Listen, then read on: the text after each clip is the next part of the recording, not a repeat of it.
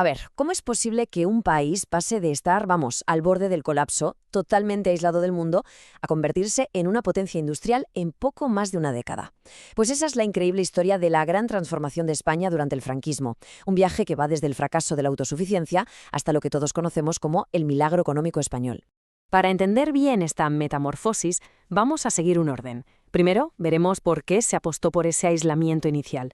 Después, claro, veremos el fracaso de ese modelo. Luego, el punto de inflexión, el plan que lo cambió todo, sus espectaculares resultados económicos y, ya para terminar, cómo transformó para siempre la sociedad española. Venga, pues empezamos por el principio. Justo después de la Guerra Civil, el régimen de Franco tenía una idea muy clara: crear un Estado nuevo, un Estado español que no dependiera absolutamente de nadie, una especie de utopía de autosuficiencia total. Y el concepto clave aquí es este: autarquía. Ojo, que no era solo una medida económica, era una decisión puramente ideológica. La meta era producir absolutamente todo lo necesario dentro de España, cerrando a cal y canto las puertas al comercio internacional. Y para conseguirlo, pues el gobierno se metió en todos los aspectos de la economía. Se limitaron las importaciones de una forma drástica. Se controló la venta de grano con el famoso Servicio Nacional del Trigo. Se impusieron las cartillas de racionamiento.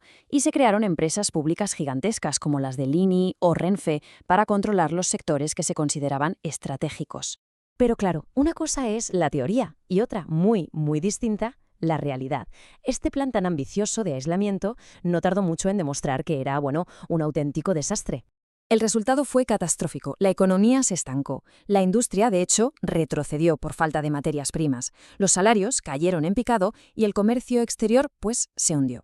Esto, lógicamente, provocó la aparición masiva del extraperlo, el mercado negro, mientras que la poca riqueza que había se concentraba en manos de una élite muy pequeña.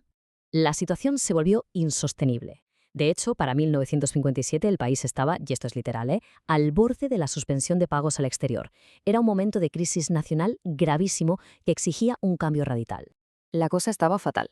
Era evidente que algo tenía que cambiar. Pero curiosamente, ese cambio no vino de los políticos de siempre, sino de un nuevo grupo de ministros con un perfil bastante diferente.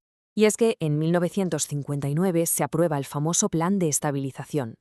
Sus arquitectos, los llamados tecnócratas, ministros como Navarro Rubio y Ullastres, que estaban vinculados al Opus Dei. Y su misión era una verdadera pirueta política: abrir y modernizar la economía sin tocar ni un solo pilar de la dictadura. El plan era, básicamente, una voladura controlada del modelo anterior. Suponía, primero, acabar con la autarquía. Segundo, abrir las fronteras al comercio. Tercero, devaluar la peseta una barbaridad para que exportar fuera más barato. Y sobre todo, cuarto, atraer inversión extranjera como fuera. Y la verdad es que los efectos de este plan fueron casi inmediatos y espectaculares. Dieron comienzo a una época de crecimiento sin precedentes, la que conocemos como los años del desarrollismo. Ahora, lo interesante aquí es ver de dónde salió el dinero que alimentó este milagro. Pues fundamentalmente de tres sitios, todos externos: los millones de turistas que empezaron a venir, la inversión masiva de capital extranjero y las remesas, o sea, el dinero que mandaban a casa los cientos de miles de españoles que habían emigrado a trabajar a Europa.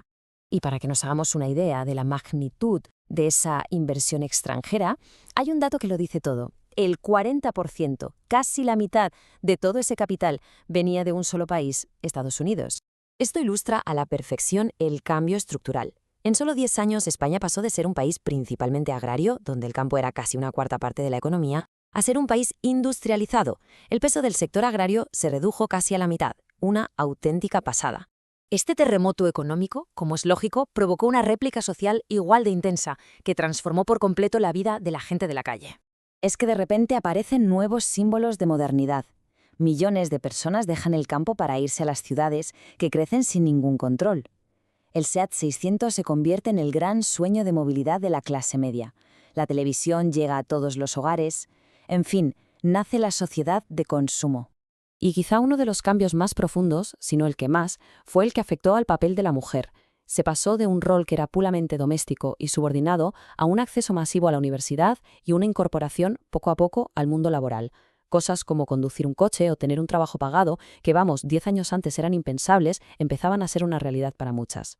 Vamos a ponerle una cifra a ese cambio para entender la escala. Hacia 1970, casi 2,5 millones de mujeres ya trabajaban en puestos asalariados en España, un número que refleja una revolución silenciosa pero imparable. Pero el cambio fue mucho más allá del dinero o de las cosas materiales. Como resume muy bien esta cita, lo que se produjo fue una mutación total en la mentalidad de la gente. Cambiaron las ideas sobre la familia, la educación, las relaciones. La sociedad se estaba, por así decirlo, europeizando. Y así llegamos a la gran paradoja, al punto final. Mientras España vivía una modernización económica y social vertiginosa, la estructura política del régimen seguía inmóvil, anclada en el pasado. Era una contradicción brutal. Una sociedad cada vez más abierta y moderna dentro de un sistema político que se negaba a cambiar.